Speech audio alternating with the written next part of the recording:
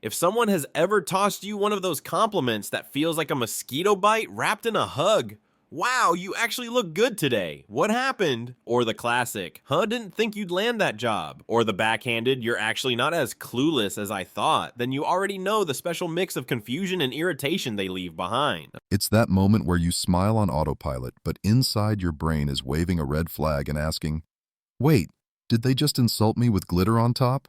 You replay the words later, wondering if you're overthinking it. And if you dare to push back, you get hit with the trump card. Relax, it's just a joke.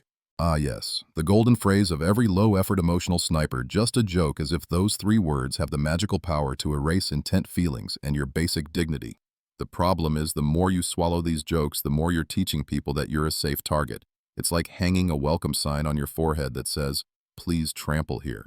And here's the dangerous part: over time you start to think this is normal. You start to confuse keeping the peace with keeping yourself small. That's not peace, that's a hostage situation in a Hallmark card. If you keep tolerating these little digs, these subtle power plays, you're not just losing an argument, you're losing yourself. You're signing up for a lifetime membership in the Doormat of the Month Club. The world will keep stepping on you, smiling as they do it, and calling you too sensitive when you wince. Here's the truth: you don't have 1,000 years to fix this. You don't even have 1,000 days before this kind of treatment starts to quietly hollow you out. Today is the day you change it. Today is the day we talk about 5 behaviors so toxic they make secondhand smoke look like lavender aromatherapy. And when we're done, you'll know exactly how to make these people need Google Maps just to find your energy again. So, buckle up. We're going to talk about why the little comments aren't so little, why jokes are often weapons with a punchline, and how you can stop being the emotional chew toy of every manipulative person in your life. Seneca once said, you act like mortals in all that you fear and like immortals in all that you desire. In other words, you tiptoe around life as if danger is lurking in every corner, yet you waste your days as though you've got infinity on the clock. And nothing proves this more than the way we tolerate nonsense abuse and emotional garbage, all while convincing ourselves we'll deal with it later. But later has a nasty habit of turning into never. Think about it. You've probably let people get away with small digs, silent disrespect, and microaggressions because, calling it out might cause drama. And who has the energy for drama after a long Tuesday? But here's the trap. Every time you let it slide, you're not just avoiding conflict. You're teaching them you'll put up with it. You're giving them a loyalty card that rewards them with your silence every time they swipe at your dignity. I had a friend, let's call her Mai, who was the queen of letting things go. Family members made playful comments about her weight at every gathering. Coworkers took credit for her ideas, and her ex-boyfriend used sarcasm like a butter knife on her self-esteem. She never said a word, thinking she was being mature by ignoring it. By the time she hit her 30s, she wasn't just tired, she was burnt toast. No crust left. The truth is, being easygoing in the face of disrespect doesn't make you peaceful. It makes you a slow-cooked version of yourself, simmering away until there's nothing left but the bones. And Seneca's point still slices through modern life. You don't have unlimited years to fix what's broken.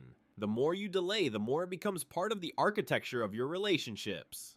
Here's the kicker, we live in a world that trains us to be polite over being honest, to keep the group harmony over keeping personal dignity. We fear being called difficult more than we fear living a life full of unspoken resentment. Well, I say it's time to flip that. Your lifespan is not a layaway plan. The disrespect you tolerate today will be the mold and the foundation of your future. So before we dive into the 5 behaviors you should never allow, understand this, you don't have forever. The clock's ticking, and every just kidding jab you let slide is one more tick you'll never get back. Alright, let's cut to the chase. There are 5 behaviors so toxic, so corrosive to your mental well-being that letting them live rent-free in your life is basically handing out free Wi-Fi to people who will just use it to download viruses into your brain. And I'm not talking about the obvious villains here, not the cartoonishly evil bosses, or the friends who accidentally forget to pay you back for the 10th time. I'm talking about the sneaky ones. The ones dressed up as casual jokes, concerned friends, or well-meaning advice givers. The ones who wear their toxicity like cologne subtle at first until it chokes you out. We're about to go through them one by one. We'll dissect how they work, why they get away with it, and the most important part, how to stop them without losing your cool, or your sense of humor. Because here's the thing, calling out bad behavior doesn't have to turn you into the angry one in the group. Done right, it can be calm, surgical, and even a little bit fun. But first, a warning. Once you start noticing these behaviors, you can't unsee them. You'll hear them in your workplace banter. You'll see them in your group chats. You might even spot them at your family dinner table wearing a polite smile and passing the mashed potatoes. And in that moment, you'll face a choice: laugh it off like you always do, or stand up and politely hand them back their verbal garbage. So here they are, the big five of everyday emotional manipulation. Backhanded compliments and sarcastic insults disguised as jokes. Guilt trippers, masters of the emotional booby trap. Fake cheerleaders who only clap when you're losing. One-sided conversationalists, also known as emotional vampires. Boundary bullies who can't handle your no.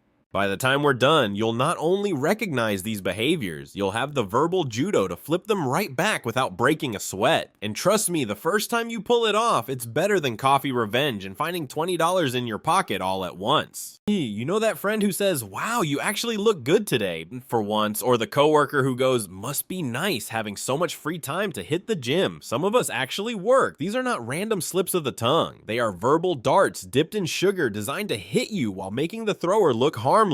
Backhanded compliments are the passive-aggressive Olympics. The goal isn't to lift you up, it's to remind you of your place, but with just enough charm that if you call them out, they can hide behind that golden phrase, "I was just joking."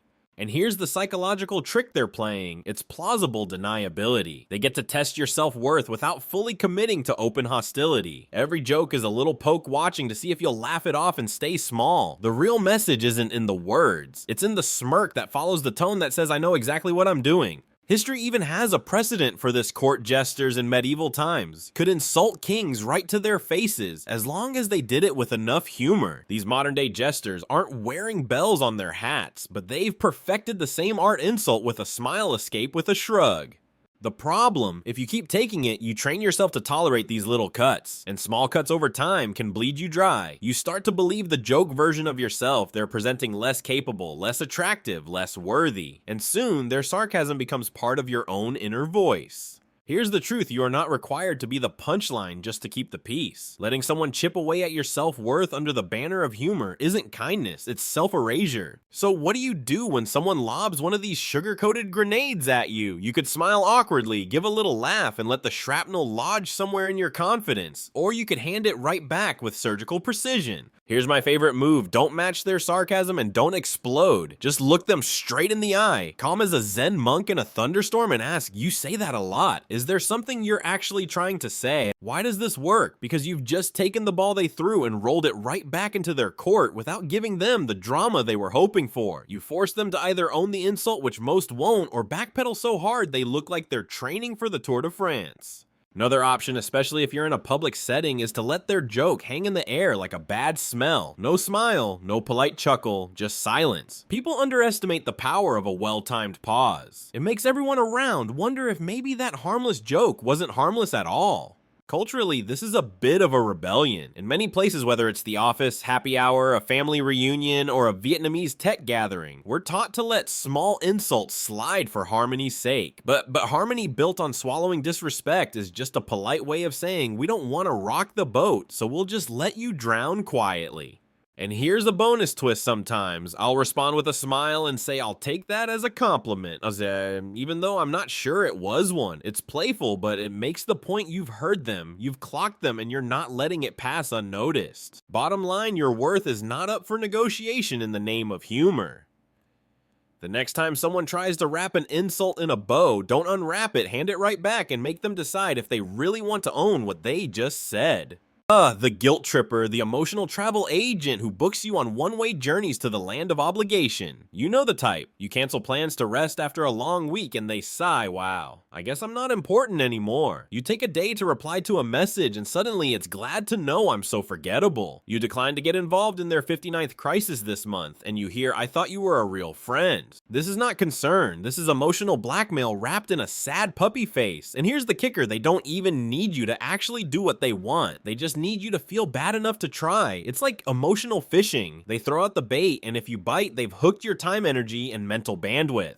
Guilt trippers operate on a simple principle. If they can't control you directly, they'll control how you feel until you fall in line. They've learned that your kindness is a pressure point, and they press it like it's a doorbell to your soul. And here's the dangerous part. If you've grown up in an environment where love was often tied to obligation, if you love me, you do this for me, then guilt trippers feel familiar. They might even feel like normal relationships, but they're not. They're a slow leak in your emotional tires, and if you keep driving with them eventually, you'll end up stranded in the middle of nowhere wondering why you're exhausted all the time. The dramatic version, imagine you're carrying your own heavy backpack through life. A guilt tripper doesn't just ask you to hold their bag, they hand it to you, zip tied to your wrist, and then glare if you try to put it down. The next time someone tries to load you up with their emotional baggage, you need to treat their guilt trip like a spam email, block delete, and keep your inbox clean. The trick is to respond in a way that's firm but not overly defensive, because defensive energy is exactly what guilt trippers feed on. One of my favorite lines is, if my no offends you more than your expectations burden me, this relationship is already dead. Short, clean, and it slices through the manipulation like a hot knife through passive-aggressive butter. Or you can use something softer but still unshakable. I understand you're disappointed, but my decision stands. This is the emotional equivalent of a brick wall with a polite sign on it, solid and impossible to climb. Here's why this matters. Guilt trippers rely on your fear of being labeled selfish. They've learned that you value being seen as a good person, and they twist that into a leash. But here's the secret. Setting boundaries is not selfishness. It's self-respect with a security system installed. In some cultures, especially close-knit ones, guilt tripping is practically an Olympic sport. Ever heard an Asian parent sigh and say, "It's okay, I'm used to being alone just because you didn't call for a week"? Yeah, that's guilt tripping dressed in traditional clothes. It's familiar, it's layered in love, and it's still manipulation when used to control your choices. The moment you stop letting guilt dictate your actions, you'll see the real relationship underneath. Some people will respect you more when they realize you're not emotionally available on demand. Others will drift away because they've lost their favorite tool to keep you in line. And that's fine, you're not an all-you-can-eat buffet for anyone's needs. The ultimate power move, saying no and refusing to explain. Because the second you start justifying yourself, you've already stepped onto their turf. Stand still, keep your ground, and watch their grip on you dissolve. Now let's talk about one of the most slippery kinds of toxic people, the ones who cheer when you fail and vanish when you win. They're the "I'm so happy for you" crowd, who mysteriously go radio silent the second you get that promotion, hit your fitness goal, or finally buy that apartment you've been working toward. Oh, they're supportive, but only when your life is a cautionary tale they can feel superior to. Here's how to spot them. When you're down, they're there with soup sympathy and the warm glow of knowing they're doing better than you. When you're up, they can't make eye contact without their jaw tightening like they just bit into a lemon. And when they do comment on your success, it's wrapped in poison. Must be nice. Some of us don't get handed opportunities like that. Or, wow, you've changed. This isn't friendship. It's a competition they never told you you were in. And in their private scoreboard, your wins are their losses. Psychologists call this schadenfreude taking pleasure in others' misfortunes. But the fake cheerleader has the deluxe version, selective schadenfreude. They don't want you miserable forever. They just want you one rung below them. They feel safest when you're close enough to still be relatable, but not so close that your glow makes their own light look dim.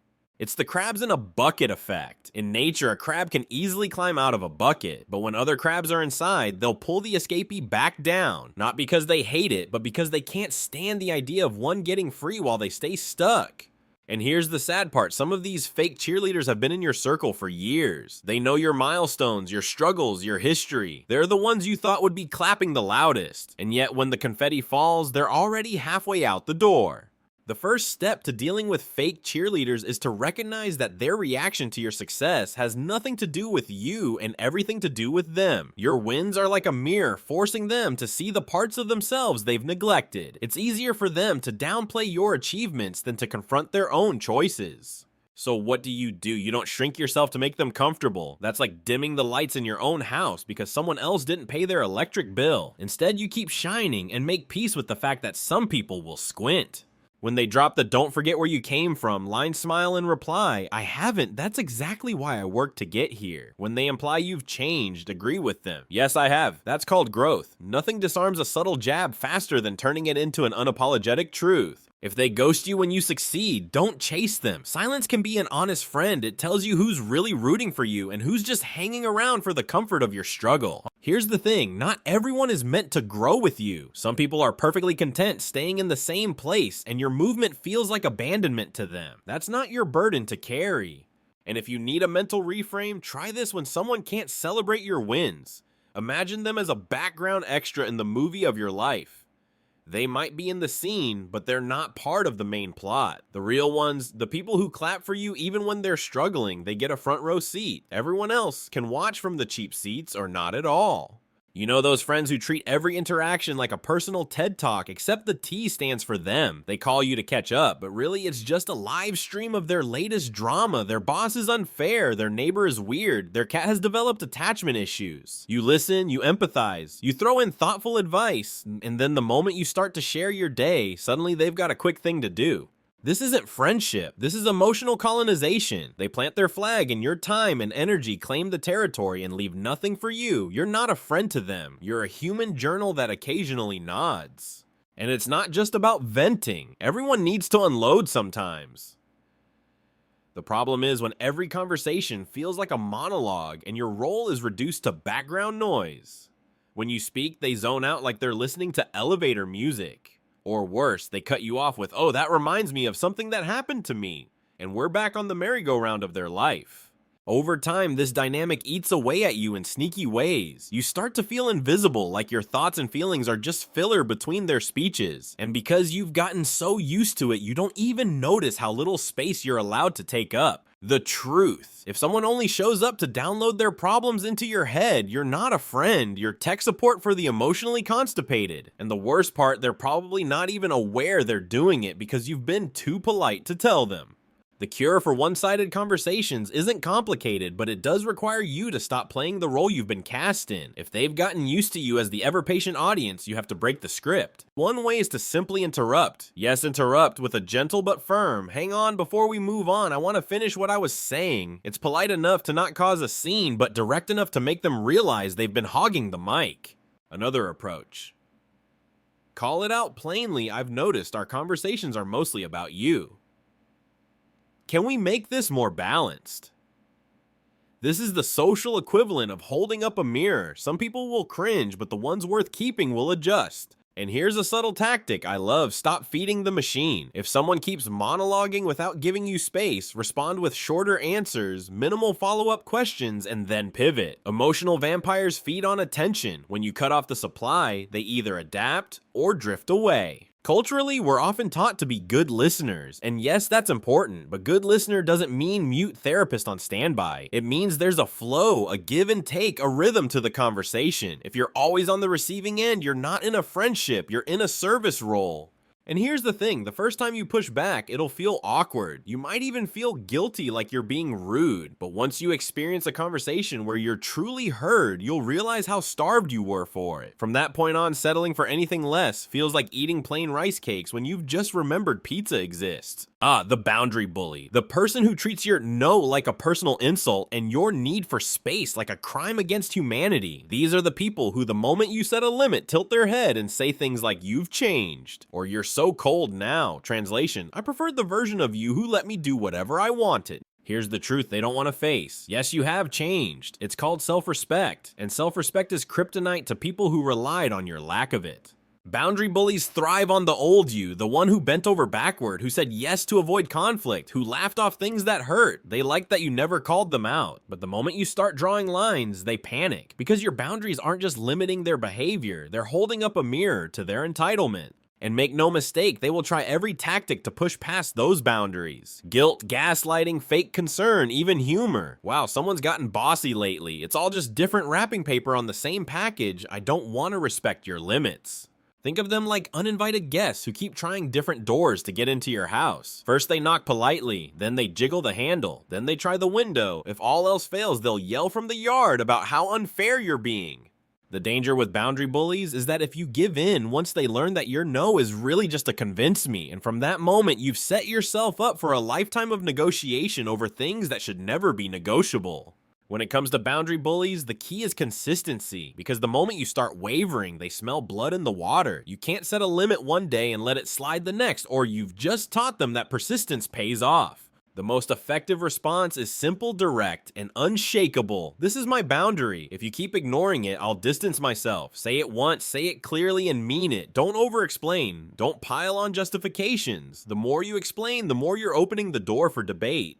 If they try to gaslight you, "You're so difficult these days," flip it on them with a calm, "No, I'm just clear about what I will and won't accept." That's not aggression, that's clarity. And clarity is their worst nightmare because it leaves no room for loopholes. In some cases, humor can work as a shield. When someone tries to bulldoze past your limit, you can smile and say, "It's cute that you think that's negotiable." Light tone, firm message like velvet over steel. And here's the psychological power move: don't reward bad behavior with more of your attention. If they keep pushing, disengage. End the call, change the subject, or physically walk away. It's not about winning the interaction, it's about training them that pushing past your boundaries gets them nothing. Remember, boundaries aren't walls to keep people out. They're doors with locks, and you hold the key. The right people will knock. The wrong ones will rattle the handle until they get tired and leave. Either way, you keep control of the door. Here's the thing, most people don't realize the price of tolerating toxic behavior isn't paid all at once. It's paid in tiny, invisible withdrawals from your self-worth, your energy, and your peace of mind until one day you wake up and wonder why you feel so empty. Every backhanded compliment you laugh off, every guilt trip you fall for, every one-sided friendship you maintain, every boundary you let someone bulldoze, it's like leaving your phone on 1% battery for days. Sure, it still turns on, but one wrong move and it's dead. And the cost isn't just emotional. Toxic relationships bleed into your physical health too. You start carrying tension in your shoulders, grinding your teeth at night, waking up tired even after 8 hours of sleep. Your body is a better truth teller than your brain. It knows when you're living in a state of constant low-level stress. The cultural trap is that we're often praised for putting up with it. In families, it's called being easygoing or keeping the peace. In workplaces, it's being a team player. In friendships, it's being supportive. But here's the ugly truth. Those labels are often just polite ways of saying we like you better when you don't stand up for yourself. And the longer you accept it, the more it becomes part of your identity. You're no longer just someone who tolerates bad behavior. You become the person people expect to tolerate bad behavior. That reputation will draw more of the same people right to your doorstep, like you've hung a neon sign that says, "Free emotional labor here." The good news, you can flip the sign. But first you have to admit that peace built on swallowing your own needs isn't peace at all. It's a slow death in polite company. Think of your life like an exclusive rooftop party. Not everyone gets in. There's a guest list, a velvet rope, and a bouncer at the door, and guess what? That bouncer is you. Your time, energy, and mental space are VIP areas. They're not public parks where anyone can wander in and leave trash behind. Yet so many of us act like our lives are open bars, letting random people overstay, overdrink, and overstep until we're cleaning up the mess long after they've left. The first rule of setting boundaries is simple. Access is earned, not owed. Just because someone has known you for years doesn't mean they have lifetime backstage passes to your mind and emotions. Family members, old friends, co-workers, everyone gets reevaluated based on how they respect the space you've given them. When someone crosses the line, don't play the role of the confused intern who apologizes for enforcing the rules. Be clear and unapologetic. This is my limit. If it's not respected, this connection won't work. And here's the part most people skip. Boundaries aren't just about what you say, they're about what you do after. If you tell someone you won't tolerate late night rant calls and they keep doing it and you still pick up, and you've taught them the rule is fake. Boundaries with no follow through are just polite suggestions, and toxic people treat suggestions like speed limits in a video game. In some cultures, this can feel radical. We're told to keep the door open for everyone, especially family or longtime friends. But here's the truth, if someone wouldn't be allowed into your home to trash the place, why are you letting them do it to your mind? When you set boundaries like a bouncer, you're not being mean. You're protecting the vibe, and anyone who respects you will thank you for it even if they have to wait in line.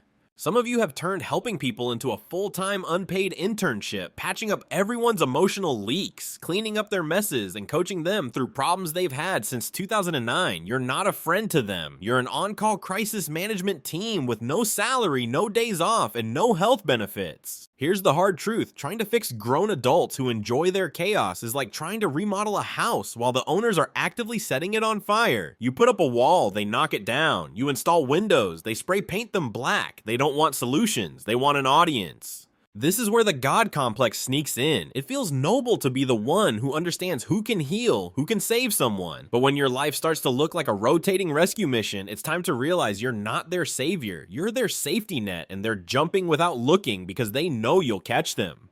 Psychologists call this codependency. You feel responsible for other people's problems, and in return, you get your sense of worth from being needed. It's addictive, but here's the price. The more you rescue, the less they grow. You're not just burning yourself out, you're keeping them exactly where they are. And just like with technology, there's a limit to repairs. You fix a broken phone, not a broken person who refuses to stop smashing it on the floor. At some point, you have to put down the toolkit, step back, and let the lesson hit them without your cushioning.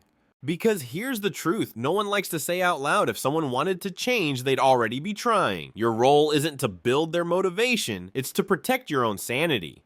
Not every goodbye needs to be a dramatic scene with speeches, tears, and a PowerPoint presentation explaining all the ways they've wronged you. In fact, with some people, the most powerful move you can make is to simply vanish. The silent exit isn't about pettiness, it's about preservation. It's the clean break you make when you've already explained yourself, set boundaries, and given chances and nothing changes. At that point, more words aren't gonna fix it. They're just going to be twisted, debated, or used as bait to pull you back in. Here's the thing about closure, 9 times out of 10, it's a trap. Most people who demand closure don't want understanding, they want access. They want one last chance to guilt trip you, to argue their case, to convince you they're not that bad. But closure isn't something they give you, it's something you give yourself when you decide the door is closed. A silent exit can look like a slow fade, fewer texts, less availability, no more accepting last-minute emergencies. Or it can be a clean cut, unfollowing, deleting, blocking if necessary. The beauty is, you don't need to announce it. Healthy people respect silence. Toxic people panic in it. And yes, it will feel strange at first, especially if you're used to explaining every decision you make. But here's the reality, you don't owe everyone a front row seat to your departure. Sometimes the most dignified move is to leave without making a sound, just like slipping out of a party where the music stopped being fun hours ago. Because the silent exit sends a message without you saying a word, I value my peace more than your chaos, and the right people will understand exactly what that means.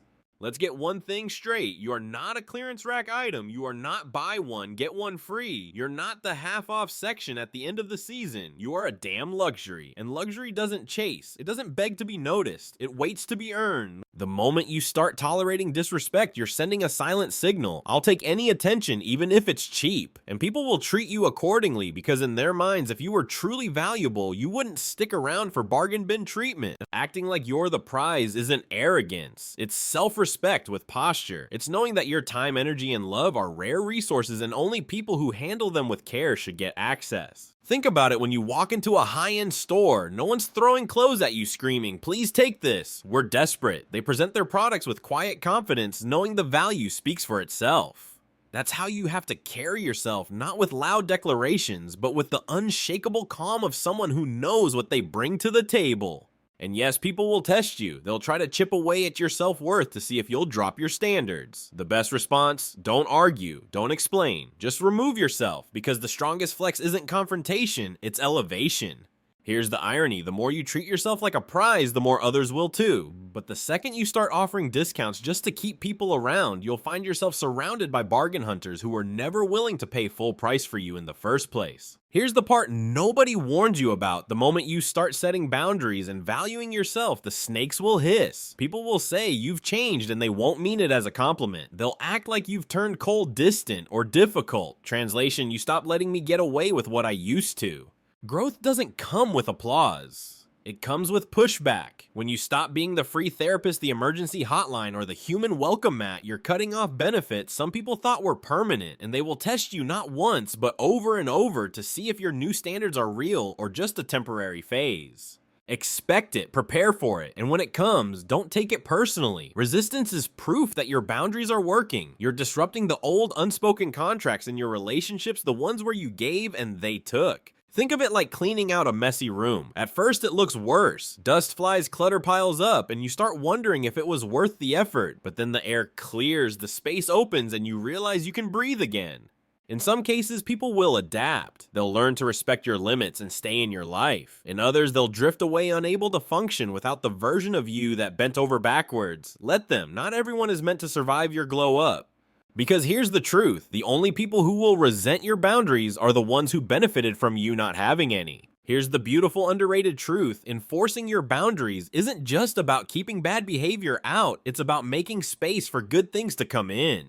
The first thing you'll notice is peace. Real, uncluttered breathing room peace. The kind where your phone lights up and your stomach doesn't sink because you're no longer bracing for a guilt trip, a sarcastic jab, or an emotional dump disguised as just checking in. Then comes self-respect. Every time you honor your own limits, you're sending a message to yourself. I matter. My needs matter. That's not just a confidence boost. That's the foundation for every healthy relationship you'll ever have.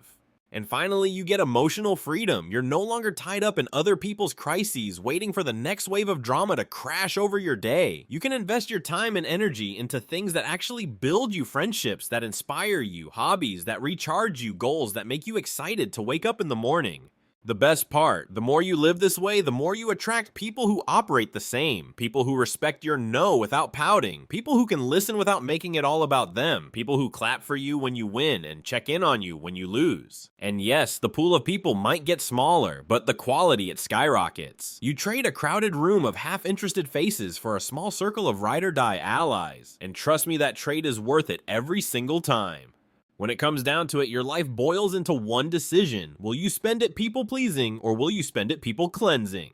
People-pleasing feels safe at first. You say yes when you want to say no. You laugh at jokes that sting you. Rearrange your life to avoid disappointing anyone. You become the person everyone calls when they need something and the person no one really sees. But people-cleansing, that's where the magic happens. It's not about cutting everyone out and living on a mountain, though. If you're into that, I'm not judging. It's about deciding that your energy is precious, your time is limited, and your heart is not a public playground. Choosing people. Cleansing means you might lose a few names from your contact list, but you gain your self-respect, your peace, and your ability to live without constant low-grade resentment simmering under your skin. And here's the plot twist. Most people don't expect. The more you protect your space, the more you realize you were never too sensitive. You were just surrounded by people who treated your boundaries like optional suggestions. You only get one life. You can either spend it performing emotional janitorial work for people who wouldn't even sweep a corner for you, or you can spend it building a life so full of respect, peace, and genuine connection that you wouldn't trade it for anything. The choice is yours. Before we wrap, let's talk about something I love doing, highlighting a comment from one of you that perfectly captures the spirit of these conversations. Today's winner is from a viewer named Mental Amen, who wrote, I didn't expect to get called out like this on a random Tuesday. My spine cracked from carrying guilt that wasn't even mine. First of all, the imagery here, chef's kiss. Second, I think we can all relate to that spine crack moment. It's that instant when you realize you've been walking around hunched over from the emotional weight other people dumped on you and you finally stand up straight. That sound you hear, that's not your back breaking, that's your self-worth snapping back into place.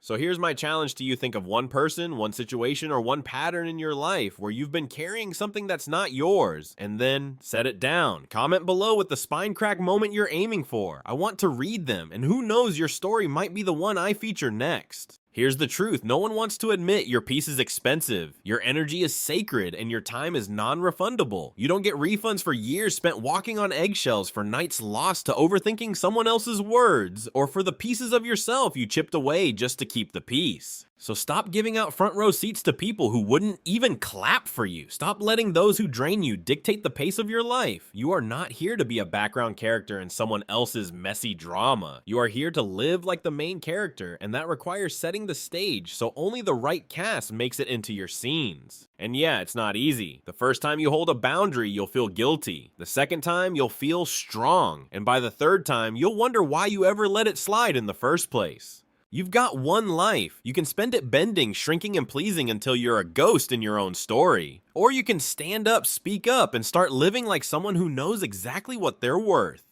The applause might not come from everyone, but the people who matter will cheer the loudest. And you'll finally hear the most important voice of all your own.